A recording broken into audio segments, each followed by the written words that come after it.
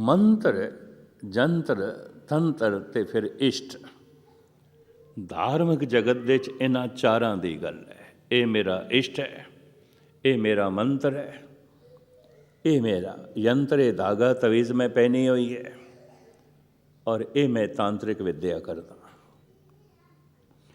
ਕਲਗੀਧਰ ਪਾਤਸ਼ਾਹ ਕਹਿੰਦੇ ਨੇ, ਹੇ ਪ੍ਰਭੂ ਤੇਰਾ ਨਾਮ ਹੀ ਮੰਤਰਾਂ ਦੇ 'ਚੋਂ ਸਿਰਮੌਰ ਮੰਤਰ ਹੈ, ਜੰਤਰਾਂ ਦੇ 'ਚੋਂ ਸਿਰਮੌਰ ਜੰਤਰ ਹੈ, ਤੰਤਰਾਂ ਦੇ 'ਚੋਂ ਸਿਰਮੌਰ ਤੰਤਰ ਹੈ, ਔਰ ਇਸ਼ਟਾਂ ਦੇ 'ਚੋਂ ਸਿਰਮੌਰ ਇਸ਼ਟ ਹੈ ਤੇਰਾ ਨਾਮ, ਔਰ ਕੋਈ ਇਸ਼ਟ ਨਹੀਂ।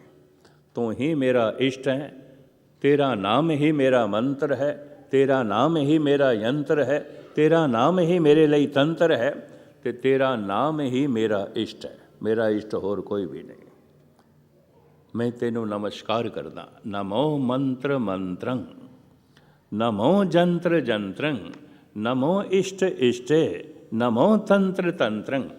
ਹੁਣ ਮੈਂ ਅਰਜ਼ ਕਰਾਂ, ਬਹੁਤ ਲੰਬੇ ਸਮੇਂ ਤੱਕ ਭਾਰਤ ਦੇ ਵਿੱਚ ਔਰ ਚਾਈਨਾ ਦੇ ਵਿੱਚ, ਇਹ ਦੋ ਵੱਡੇ ਮੁਲਕ ਨੇ ਆਬਾਦੀ ਦੇ ਲਿਹਾਜ਼ ਨਾਲ, ਸ਼ੁਰੂ ਦੇ ਵਿੱਚ ਅੱਜ ਤੋਂ ਕੋਈ 4000 ਸਾਲ ਪਹਿਲੇ ਮੰਤਰਾਂ ਦੇ ਰਾਹੀਂ ਇਲਾਜ ਆਉਂਦਾ ਸੀ। ਇਹ ਬਾਕੀ ਪद्धਤਾਂ ਜਿਹੜੀਆਂ ਨੇ ਇਹਨਾਂ ਦਾ ਜਨਮ ਨਹੀਂ ਹੋਇਆ ਸੀ, ਮੰਤਰਾਂ ਦੇ ਰਾਹੀਂ ਇਲਾਜ ਆਉਂਦਾ ਸੀ। ਕੰਨ ਦੁਖਦਾ ਹੈ ਤੇ ਮੰਤਰ, ਮੱਥਾ ਦੁਖਦਾ ਹੈ ਤੇ ਮੰਤਰ, ਕੋਈ ਬੁਖਾਰ ਚੜ੍ਹ ਗਿਆ ਤੇ ਮੰਤਰ। ਮੰਤਰ ਪੜ੍ਹ ਕੇ ਜਿਹੜਾ ਬੁਖਾਰ ਉਤਾਰ ਦੇਵੇ ਉਹਨੂੰ ਮਾਂਦਰੀ ਕਹਿੰਦੇ ਸਨ, ਮੰਤਰੀ ਕਹਿੰਦੇ ਸਨ। ਕੰਨ ਦੁਖਦਾ ਹੈ ਮੰਤਰ, ਸਿਰ ਦੁਖਦਾ ਹੈ ਮੰਤਰ, ਦਾੜ ਦੁਖਦੀ ਹੈ ਮੰਤਰ। ਇਹ ਵੀ ਮੈਂ ਅਰਜ਼ ਕਰਦੇ ਹਾਂ।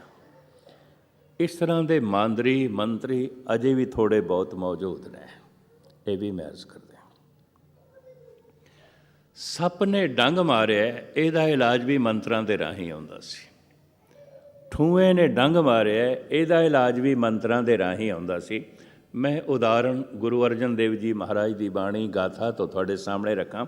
ਸਾਹਿਬ ਕਹਿੰਦੇ ਨੇ, ਮੰਤਰੰ ਗਾਰੜੇ ਨਿਵਾਰੰ ਦਸਨ ਬਿਹੋਨ ਭੁਯੰਗੰ, ਮੰਤਰੰ ਗਾਰੜੇ ਨਿਵਾਰੰ ਵਿਆਦ ਉਪਾੜਨ ਸੰਤਨ ਨਾਨਕ ਲਬਦ ਕਰਮਣੇ। ਬੜੇ ਧਿਆਨ ਨਾਲ ਸੁਣਨਾ। ਗਾਥਾ ਮੱਲਾ ਪੰਜਵਾਂ। ਦਸਨ ਬਿਹੋਨ ਭੁਯੰਗੰ ਮੰਤਰੰ ਗਾਰੜੇ ਨਿਵਾਰੰ। ਦਸਨ ਕਹਿੰਦੇ ਨੇ ਦੰਦਾਂ ਨੂੰ, ਭੁਯੰਗ ਕਹਿੰਦੇ ਨੇ ਸੱਪ ਨੂੰ। ਗਾਰੜੀ ਮੰਤਰ ਹੈ ਜਿਹਨੂੰ ਸਪੇਰਾ ਜਪ ਜਪ ਕੇ ਤੇ ਸੱਪ ਨੂੰ ਕਾਬੂ ਕਰ ਲੈਂਦਾ ਹੈ, ਔਰ ਉਹਨੂੰ ਦੰਦਾਂ ਤੋਂ ਬਿਨਾਂ ਕਰ ਦਿੰਦਾ, ਉਹਦੀ ਜ਼ਹਿਰ ਕੱਢ ਦਿੰਦਾ। ਗੁਰੂ ਅਰਜਨ ਦੇਵ ਜੀ ਮਹਾਰਾਜ ਇਹ ਉਦਾਹਰਣ ਦਿੰਦੇ ਪਏ ਨੇ। ਦਸਨ ਬਿਹੋਨ ਭੁਯੰਗੰ ਮੰਤਰੰ ਗਾਰੜੀ ਨਿਵਾਰੰ। ਗਾਥਾ ਮੱਲਾ ਪੰਜਵਾਂ। ਜੈਸੇ ਗਾਰੜੀ ਮੰਤਰ ਨੂੰ ਜਪ ਜਪ ਕੇ ਤੇ ਸਿੱਧ ਕਰਕੇ ਸਪੇਰਾ ਸੱਪ ਨੂੰ ਪਕੜ ਲੈਂਦਾ ਤੇ ਉਹਨੂੰ ਦੰਦਾਂ ਤੋਂ ਬਿਨਾਂ ਕਰ ਦਿੰਦਾ, ਉਹਦੀ ਜ਼ਹਿਰ ਕੱਢ ਦਿੰਦਾ। ਉਹਨੇ ਕਿਸੇ ਨੂੰ ਡੰਗ ਮਾਰਿਆ ਤੇ ਉਹਦੀ ਜ਼ਹਿਰ ਵੀ ਉਤਾਰ ਦਿੰਦਾ। ਵਿਆਦ ਉਪਾੜਨ ਸੰਤਨ ਨਾਨਕ ਲਬਦ ਕਰਮਣੇ। ਵਿਰਲੇ ਸੰਤ ਜਨ ਨੇ ਜੋ ਪਰਮਾਤਮਾ ਦਾ ਨਾਮ ਰੂਪੀ ਗਾਰੜੀ ਮੰਤਰ ਜਪ ਜਪ ਕੇ ਆਪਣੇ ਮਨ ਦੇ ਚੋਂ ਸਾਰੀ ਜ਼ਹਿਰ ਕੱਢ ਦਿੰਦੇ ਨੇ, ਕੱਢ ਦਿੰਦੇ ਨੇ। ਉਮੀਦ ਹੈ ਅਭਿਆਸੀ ਸੱਜਣ ਜ਼ਰੂਰ ਪਕੜਨਗੇ। 4000 ਸਾਲ ਪਹਿਲੇ ਹਰ ਤਰ੍ਹਾਂ ਦੀ ਬਿਮਾਰੀ ਦਾ ਇਲਾਜ ਮੰਤਰਾਂ ਰਾਹੀਂ ਹੁੰਦਾ ਸੀ। ਸ਼ਾਇਦ ਮੈਂ ਤੁਹਾਨੂੰ ਦੱਸਿਆ ਕਿ ਨਹੀਂ, ਜੰਮੂ ਦੇ 'ਚ ਮੇਰੀ ਦਾੜ ਦੁਖਣ ਲੱਗ ਪਈ ਸੀ, ਬਹੁਤ ਪੁਰਾਣੀ ਗੱਲ। ਅਤੇ ਜੰਮੂ ਗੁਰਦੁਆਰੇ ਦੇ ਥੱਲੇ ਮਾਰਕੀਟ ਹੈ, ਉਹਦੇ 'ਚ ਇੱਕ ਮੋਚੀ ਵੀ ਹੈ, ਨਵੀਆਂ ਜੁੱਤੀਆਂ ਬਣਾ ਕੇ ਵੇਚਦਾ ਹੈ। ਪਰ ਸਵੇਰੇ ਸਵੇਰੇ 7 ਤੋਂ ਲੈ ਕੇ 9 ਵਜੇ ਤੱਕ ਉਹ ਮਰੀਜ਼ਾਂ ਦਾ ਇਲਾਜ ਵੀ ਕਰਦਾ ਮੰਤਰਾਂ ਦੇ ਰਾਹੀਂ। ਉਹਦੇ ਕੋਲ 10-20 ਮਰੀਜ਼ ਸਵੇਰੇ ਸਵੇਰੇ ਆਏ ਰਹਿੰਦੇ ਸਨ। ਗੁਰੂ ਹਰਗੋਬਿੰਦ ਸਾਹਿਬ ਜੀ ਮਹਾਰਾਜ ਦੇ ਪ੍ਰਕਾਸ਼ ਉਤਸਵ ਸੰਬੰਧ ਵਿੱਚ ਮੈਂ ਗਿਆ ਹੋਇਆ ਸੀ, ਕਈ ਸਾਲ ਮੈਂ ਜਾਂਦਾ ਰਿਹਾ। ਉਸ ਦਿਨ ਕਥਾ ਘੰਟੇ ਦੀ ਥਾਂ 'ਤੇ ਮੈਂ ਅੱਧਾ ਘੰਟਾ ਕਰਕੇ ਸੰਗਤ ਤੋਂ ਮਾफ़ੀ ਮੰਗ ਲਈ। ਮੈਂ ਕਿਹਾ ਮੇਰੀ ਦਾੜ ਬਹੁਤ ਦੁਖਦੀ ਹੈ, ਮੇਰਾ ਧਿਆਨ ਦਾੜ ਦੇ ਜਾਂਦਾ। ਉਹ ਮੋਚੀ ਮੇਰੇ ਕੋਲ ਆ ਗਿਆ ਕਮਰੇ ਦੇ 'ਚ, ਕਹਿੰਦਾ ਸੁਣਿਆ ਗਿਆਨੀ ਜੀ ਤੁਹਾਡੀ ਦਾੜ ਦੁਖਦੀ ਹੈ। ਮੈਂ ਕਿਹਾ ਬਹੁਤ ਦੁਖਦੀ ਹੈ। तो कहने लगा ਆਪਾਂ चुटकी ठीक कर दईए। तो मैं ठीक कर दे फिर। मैं कि डॉक्टर कोल गया सी, वो कहंदा सी कढ़नी पैनी आ। तो मैं उन्होंने कहा सी गुरपुरब लंघ जाण दो। मैं कि 3 दिन गुरपुरब है, 2-2 3-3 थावां ते मैं हाज़री भरनी है। कहने लगे फिर बाद कढ़वा लेना, दवाई उन्हें दिती मेरी पीड़ दूर ना हुई। कहने लगा मैं चुटकी कर देना। मैं कर दे। कुछ पढ़दा रहा तो किल दे उत्ते धागा लपेटदा रहा। मैनू कहन लगा थोड़ा दर्द तो हुण हट गया होना है। मैं कहनी पहले नालों वध गया, हटिया कोई नहीं। वो फिर कुछ पढ़दा रहा। थोड़ी देर बाद मैनू कहन लगा हुण तो आराम होवेगा ना। मैं कहा बेआरामी मेरी वध गई है पहले नालों, कोई आराम नहीं। चीदी दफ़ा उसने फिर पढ़िया और टाइम भी ज़्यादा लाया। कहने लगे हुण तो तुसी बिल्कुल ठीक होवोगे। मैं कहने हुण तो मैं बिल्कुल ख़राब हो गया, बहुत पीड़ हो रही है। पता उसने मैनू की आख्या, तुसी मेरे ते शरदा नहीं कर रहे। आप दी ज्ञातली अर्ज करा, कोई मंत्र कम नहीं करेगा अगर शरदा नहीं है, कोई भी। खिड़ शरदा नाल बनेगी। सारा दिन मेरे हथ दे भोजन की थाली होवे, मेरी भुख नहीं मिटेगी जिन्ने चिर तक मैं रोटी कंठ तो थले ना करा। शरदा नाल ही मंत्र नाल संबंध जुड़ता है। मैनू कहने लगे तुसी मेरे ते शरदा करो। मैं कहा हद हो गई, तेरे मंत्र ते शरदा मैं करा तो सिर्फ मेरी दाड़ की पीड़ दूर होती है। पर महाराज कहते हैं एक दफ़ा परमात्मा के नाम के उत्ते कोई शरदा करे सारे ही रोग मिट जाते हैं। सर्व रोग का औखद नाम। मैं कि शरदा इतनी सौखी गल नहीं है। पूर्ण विश्वास जाके हृदय विश्वास प्रभ आया, तत्त ज्ञान तिस मन प्रगटाया। जिथे विश्वास पूरा बन जाए, भावना पूरी हो जाए, उस वक्त ब्रह्म ज्ञान प्रगट हो जाता है, उस वक्त भगवान प्रगट हो जाता है।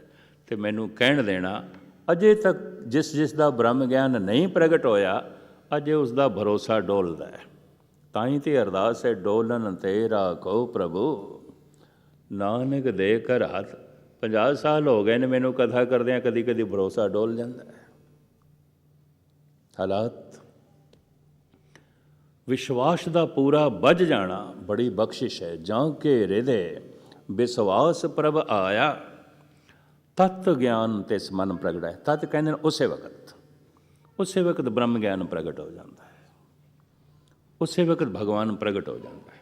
कोई दिन नहीं लगते, कोई महीने नहीं लगते। बाबा फरीद कहते हैं आज मिलावा शेख फरीद, टाकम कूंजणियाँ मनो मचिंदड़ियाँ।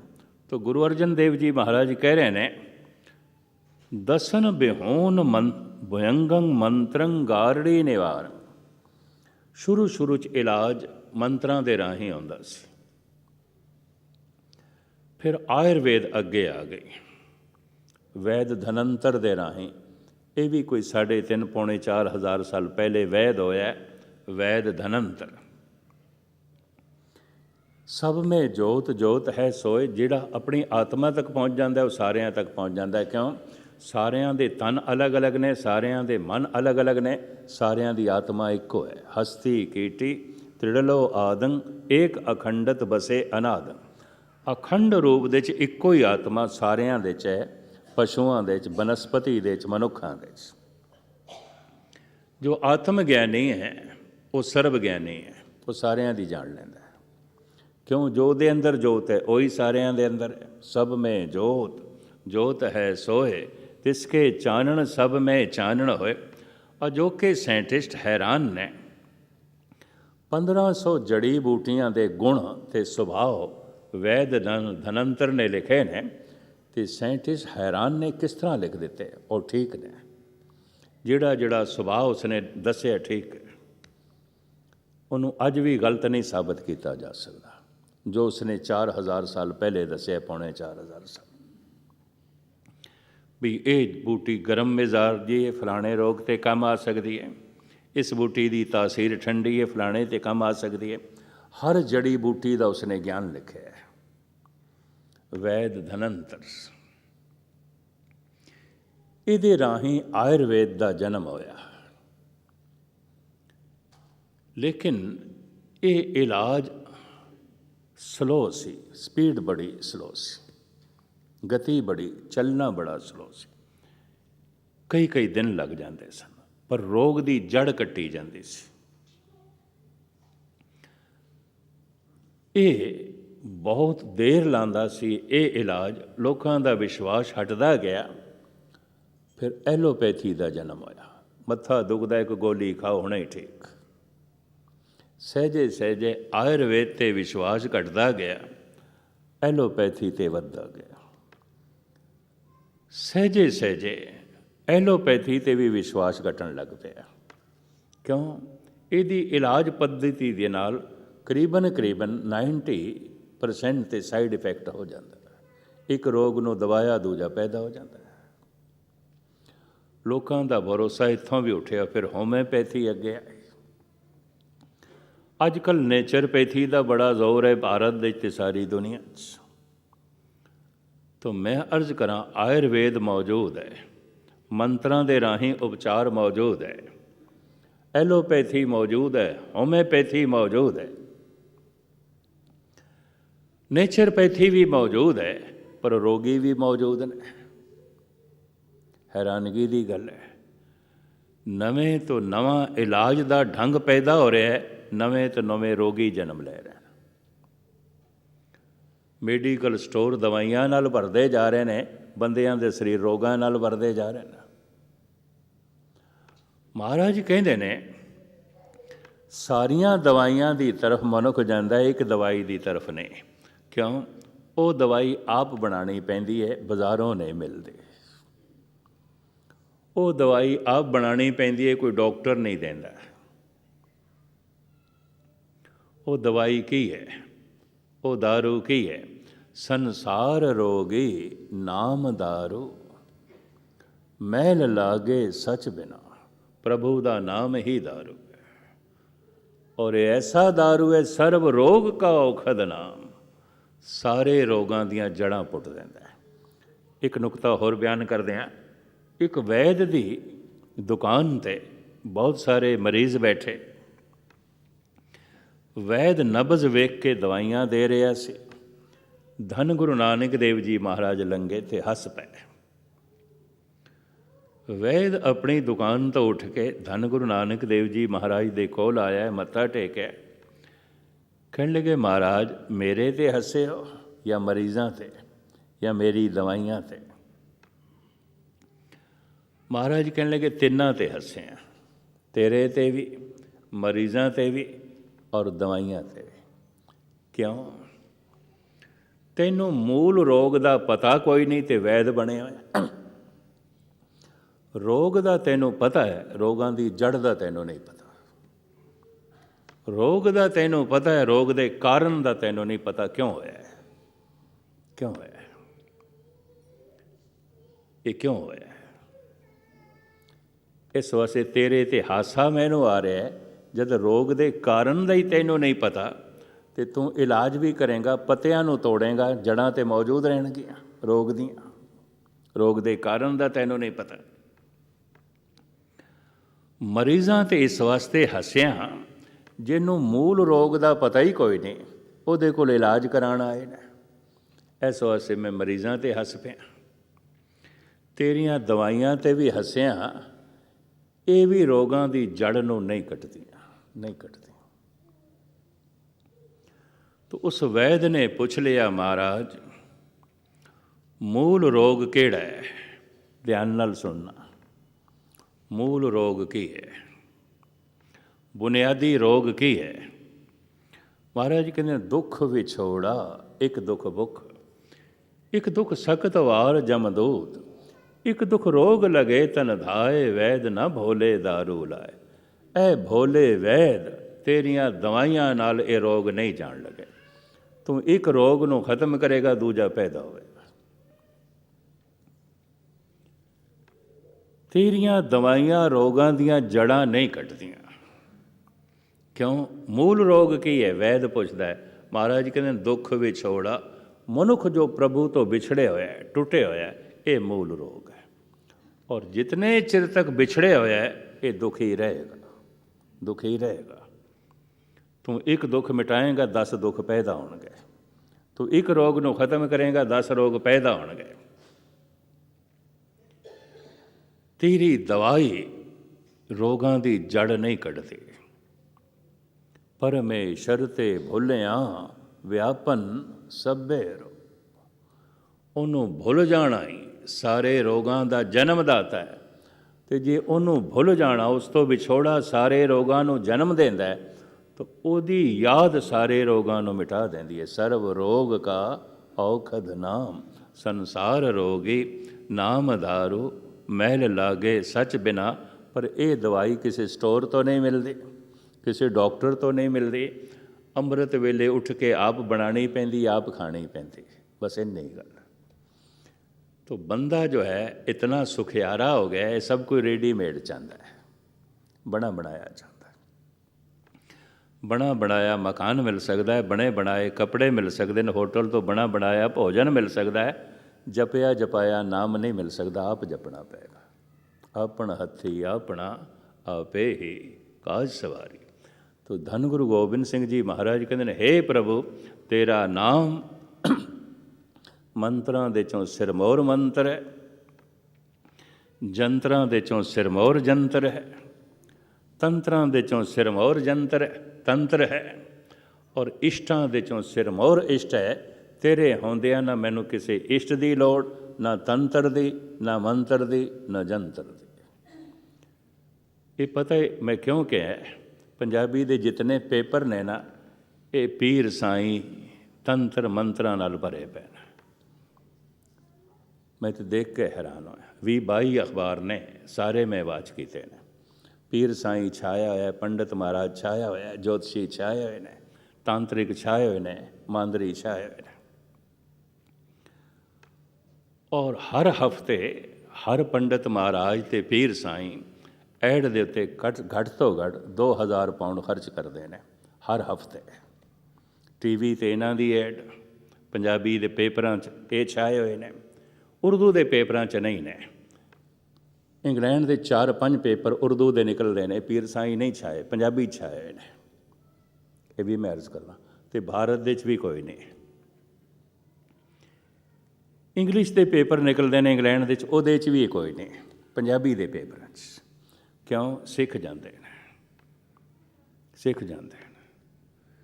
90% इन्हां पंडित महाराज कोल, इन्हां पीर साइयां कोल सिख जाते हैं। तो कहना पेगा सिख बिल्कुल ना समझ है गुरु ग्रंथ साहब तो। सर्व रोग का औखद नाम। इतने हिंदू नहीं भुले हुए, इतने मुस्लिम भी नहीं भुले हुए जितना भुले होया है सिख। असी गुरुद्वारे बड़े सोहणे बनाए, लंगर बड़े बाकमाल चलाए, संसार नूं गुरु ग्रंथ साहब की समझ मिल सके, समझा सकीए, इस समय कोई उद्यम नहीं किया, कोई उद्यम नहीं किया। तो की होया, सिखां ते पीर साईं छा गए ने, पंडित महाराज छा गए। आमदे गुरुद्वारे ने लंगर भावें गुरुद्वारे करांदे हुण, जांदे पीर साईं कोल ने, जांदे पंडित महाराज कोल ने। सारे पंजाबी दे पेपर तुसीं पढ़ लो, यही छाए हुए ने। और 90% रोगी इन्हां कोल जांदे ने अपनियां समस्या हल कराउण। जिन्ने चिर तक जिंदगी इस समस्या ते रहेगी, लहरां तो बिना सागर नहीं आउंदा, दुखां तो बिना जिंदगी नहीं होंदी। मिट सकदी है संसार रोगी नाम दारू, मैल रागे सच बिना। धन गुरु गोबिंद सिंह जी दे बचन चेते रखना। नमो मंत्र मंत्रंग, नमो जंत्र जंत्रंग, नमो इष्टे इष्टे, नमो तंत्र तंत्र। हे प्रभु तू मेरा इष्ट है, तेरे होंदे किसी इष्ट की मैनू लोड़ नहीं। तेरा नाम ही मंत्र है, तेरा नाम ही जंत्र है, तेरा नाम ही तंत्र है, मैनू किसी तांत्रिक की लोड़ नहीं। कहते प्रभु का नाम चंगियां ख्वाहिशां पूरियां कर देंदा है, माड़ियां ख्वाहिशां नूं मार देंदा है। मनुख का मन इच्छावां तो रह तो के परम आनंद दे च रहिंदा है। अज इतनी विचार जो है प्रवान करनियां। कुछ दिन थोड़े चरण परसने ने, आप समय सिर दर्शन देने की कृपालता करनी। जो जो विचार धन गुरु ग्रंथ साहब जी महाराज मैनू बख्शिश करनगे, ਮੈਂ ਤੁਹਾਡੀ ਝੋਲੀ ਦੇ 'ਚ ਪਾਉਣ ਦੀ ਨਿਮਾਣੀ ਕੋਸ਼ਿਸ਼ ਕਰਾਂਗਾ। ਸਮੇਂ ਸਿਰ ਆਪ ਪਹੁੰਚਣਾ। ਸਰਦਾਰ ਮਨਜੀਤ ਸਿੰਘ ਜੀ ਤੁਹਾਨੂੰ ਸਮਾਂ ਦੱਸ ਦਿੰਦੇ ਨੇ। ਦਾਸ ਕੁਛ ਦਿਨ ਤੁਹਾਡੇ ਕੋਲ ਜੋ ਹੈ ਚਰਨ ਪਰਸ ਰਿਹਾ। ਸਾਰਿਆਂ ਦਾ ਧੰਨਵਾਦ। ਭੁੱਲ ਚੁੱਕ ਦੀ क्षमा। ਫਤਿਹ ਪ੍ਰਵਾਨ ਕਰਨੇ। ਵਾਹਿਗੁਰੂ ਜੀ ਕਾ ਖਾਲਸਾ, ਵਾਹਿਗੁਰੂ ਜੀ ਕੀ ਫਤਿਹ।